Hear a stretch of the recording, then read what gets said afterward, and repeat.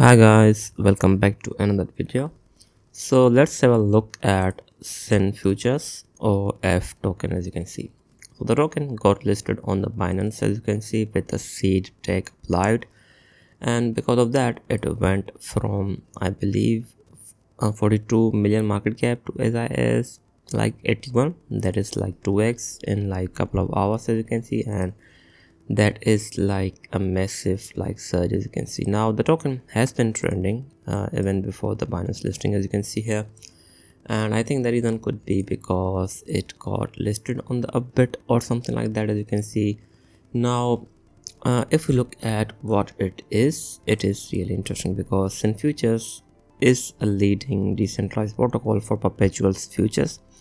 So basically, if we look at what it does, it is similar to that of Astra as well as like AVNT. So, and it is available on the base, as you can see, and most of its volume is on the base, followed by Blast. It is available on both of these like layer 2s.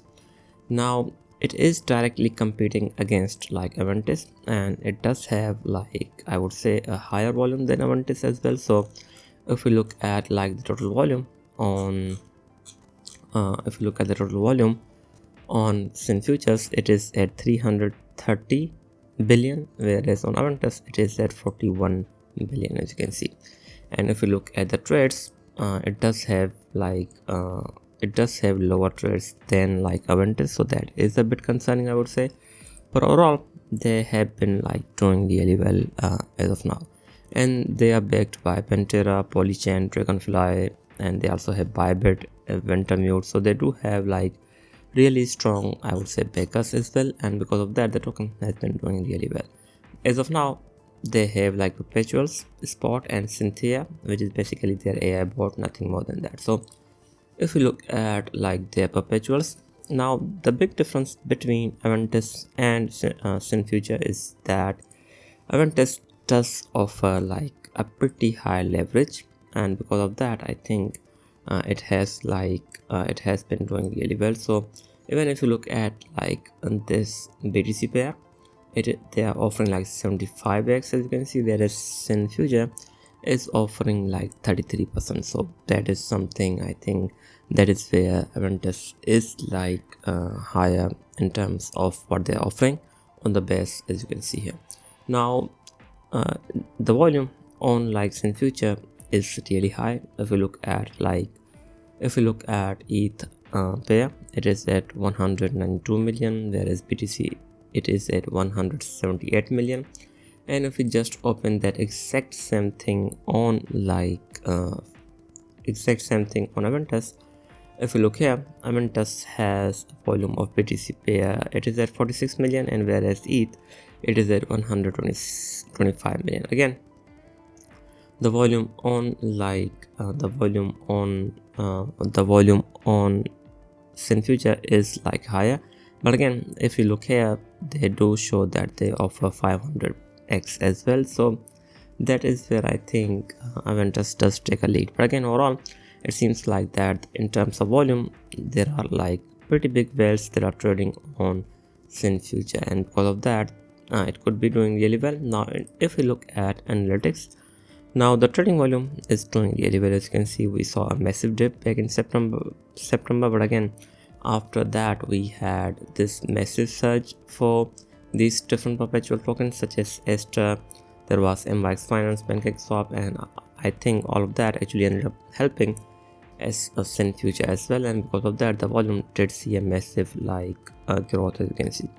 Now the revenue is like really well, as you can see here, it is doing also really well. Now the problem with this like SynFuture is that if we look at the number of users, now the number of users have gone down, so that is a bit concerning, I would say. So it seems like that active users is in like the downtrend ever since like August, as you can see, so that's not good. And if we look at the overall users, we don't have that massive growth. So again, the number seems to be like static, we don't have any growth, so that is not good, I would say, overall for the users. Now in terms of transactions, they have gone up, as you can see, and the total value locked has also gone down, so that's not good. Overall I would say the token like seems to be like their platform still seems to be doing fine, but again there is a competition in the market as of now, and I don't think that will be that much good for like SynFuture. But again, overall I think as long as market is doing well, the demand for these perpetual platform or these derivative platforms will most likely remain really high. Now if you look at the token itself, it has a max supply of 10 billion, out of which around 2.7 billion is in the circulation. And in terms of utility, you can basically do the staking and you do get a voting power, airdrop boost, and fee rebate. So they do have like really good utility, I would say. And as of now, it is available on the Bybit, Bitget, Ketio, KuCoin, Maxi, and now it will also be listed on the Binance. And they do have planned season 2 airdrop and more airdrop, so that means the demand for F token could actually go up because of that.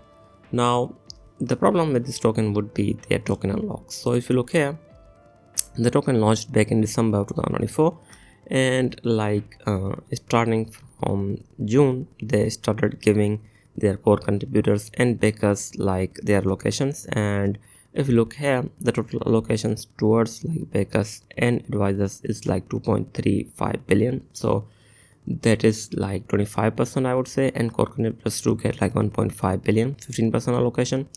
And as of now, if you look at like the backers, so the backers have received like 327 million tokens, whereas core contributors around 200. Now if you look at the price action of this token, the token had a really good launch, as you can see, and right after like they started like giving their tokens to the investors, the token saw a massive dip, and after that, as the demand for these perpetuals or derivative platforms took off, the token started to go up again. As of now, back in September, it made this high of like 2.7 cent, and it just made a new high of like 3.5 cents. So from the looks of it, I think the possibility of like F getting listed on even more exchanges is likely really high.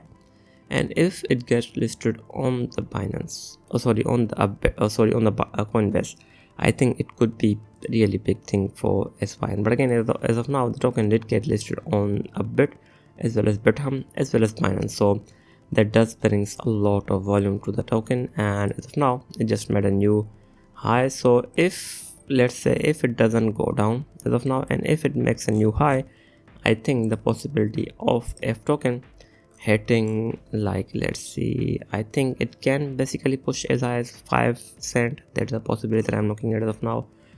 But again, it did just break its recent high, which was back in September, so I think we are expecting at least a surge as high as 3.7 cent.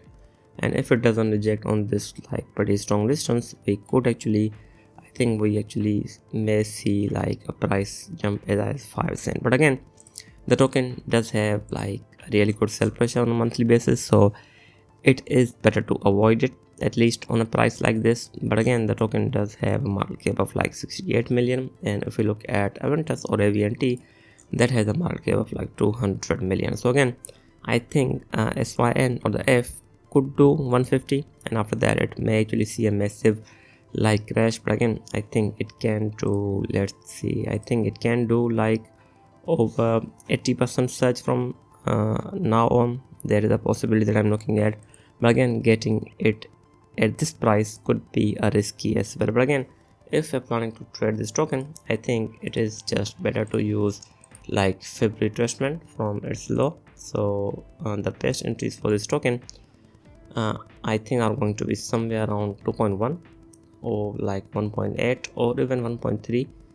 1.3 seems to be a pretty good entry point, but again, I think as of now it could actually just go up from hitting 2.1 or even like 1.8 seems like a really good entry point for this token. Again, this is going to be a risky one, but again, it did break its recent high, so I think we could see another leg up, and that leg up could actually play out like this.